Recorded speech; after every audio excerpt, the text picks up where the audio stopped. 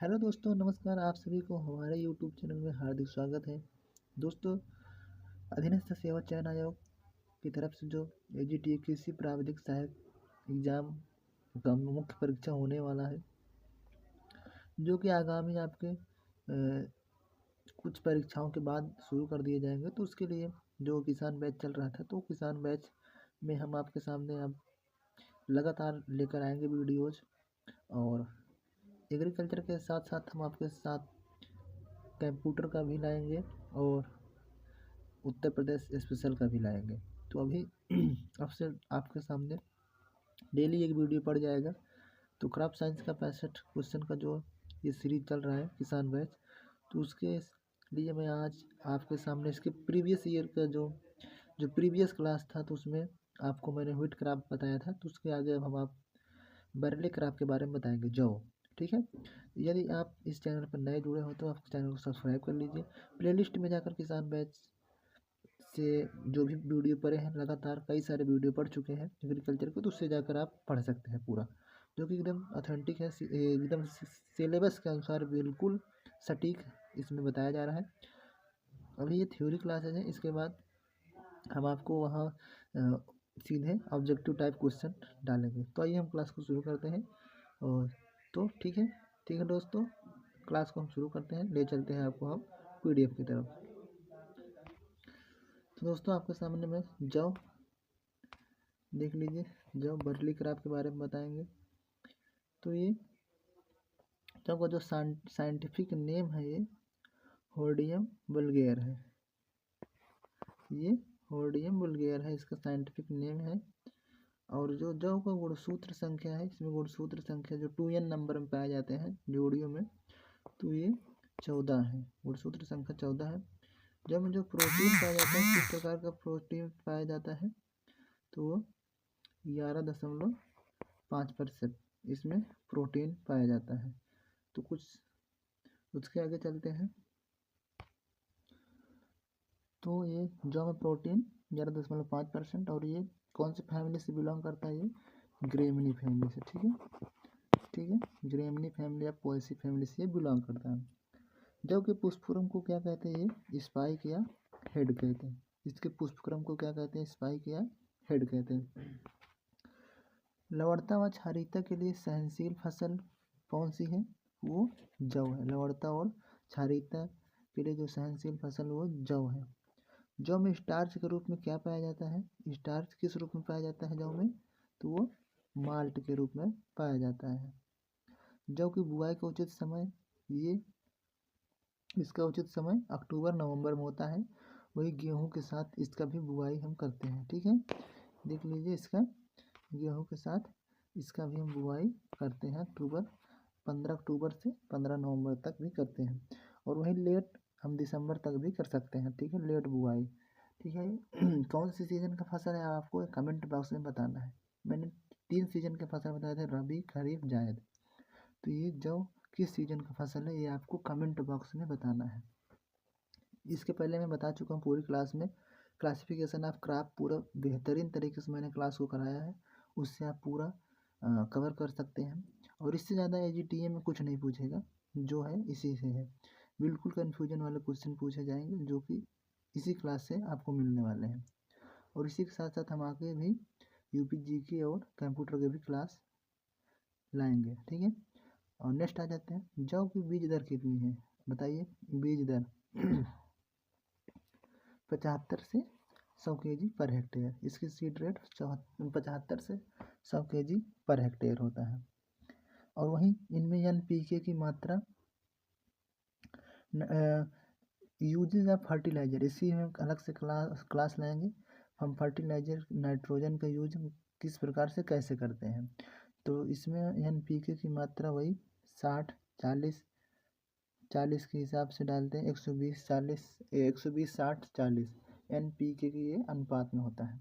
तो नाइट्रोजन की आधी मात्रा होती है, वो हम बुआई के बाद या मतलब पहली सिंचाई के बाद कर देते हैं। और वहीं जो आधी मात्रा बचती है, वो जब फल बनने की प्रक्रिया चालू होती है, उस समय हम इसको यूज कर देते हैं। ठीक है, खड़ी फसल में ही। तो वहीं अब आ जाते हैं नेक्स्ट, जौ की खेती के लिए उपयुक्त जलवायु क्या है, वो शीतोष्ण जलवायु है। शीतोष्ण जलवायु टेम्परेट, ठीक है। शीतोष्ण जलवायु मतलब कि हल्की हल्की ठंडी का सीजन होता है जो, वो शीतोष्ण जलवायु है। मतलब बुआई करते समय ठंडी हो और पकते समय थोड़ा सा तापमान ज़्यादा हो, ठीक है। उपयुक्त तापमान इसका कितना होता है, तो वो 15 से 20 डिग्री सेल्सियस, ठीक है। भारत में जौ के क्षेत्रफल एवं उत्पादन में प्रथम स्थान पर कौन सा राज्य है, तो भारत में जौ के क्षेत्रफल एवं उत्पादन में प्रथम स्थान कौन सा राज्य है, वो उत्तर प्रदेश। यहाँ पर क्षेत्रफल भी उत्तर प्रदेश में सबसे ज़्यादा है बुआई का, और उत्पादन भी उत्तर प्रदेश में सबसे ज़्यादा होता है। जैसे कि ये बात जाते हैं, जौ में फसल में चौड़ी पत्ती वाले खरपतवारों के नियंत्रण के लिए कौन सा हम रसायन केमिकल का यूज करते हैं, तो वो है 2,4-D, ठीक है। 2,4-D भी कर सकते हैं, फिर सोडियम साल्ट 80%, ठीक है। 2,4-D एक हार्मोन्स है जिसका हम यूज खरपतवार नाशक के रूप में भी कर सकते हैं। ये चौड़ी पत्तियों वाले जितने भी खरपतवार होते हैं ये नॉन सेलेक्टिव, मतलब सेलेक्टिव होते हैं, ये सेलेक्टिव वीडिसाइड होते हैं, तो इसका हम यूज कर सकते हैं। नेक्स्ट आ जाता है इसमें एक रोग भी लगता है जौ में, मोलिया निमेटोड, जो कि निमेटोड से होता है। तो इसके रोधी जो किस्में हैं वो कौन कौन सी किस्में हैं, तो वो है जो इसके मोलिया निमेटोड रोधी किस्में कौन कौन सी हैं, RD 387, जिसको हम राजकिरण भी बोलते हैं, RD 2035, RD 2052, RBD 1। ये मोलिया निमेटोड जो रोग है उसका रोधी किस्म है। इसमें ये मतलब कि ये रोधी किस्में क्या होती हैं, ये जो किस्में बनाई जाती हैं इस प्रकार की किस्मों में मोलिया निमेटोड रोग नहीं आ सकता। क्यों, क्योंकि इसमें उसी का एंटीजन इसमें डाला जाता है, ठीक है। तो वो उस प्रकार का रोग इसमें नहीं आ सकता, तो उसको हम मतलब कि रोग रोधी किस्में बोलते हैं। लवणता सहनशील किस्में क्या है, जो लवणी क्षेत्रों में किस्में उगाई जा सकती हैं, वो है BL2 RD 2552, BL2 RD 2552। जौ को 6 स्वरूप प्रजाति क्या है, आजाद और ज्योति, ठीक है। ये 6 स्वरूप प्रजाति क्या है, मतलब कि हम इसमें ये कह सकते हैं जैसे गेहूं और जौ को हम मिक्स रूप में भी यूज कर सकते हैं, तो उसमें जो प्रजाति हम यूज कर सकते हैं वो आज़ाद और ज्योति है।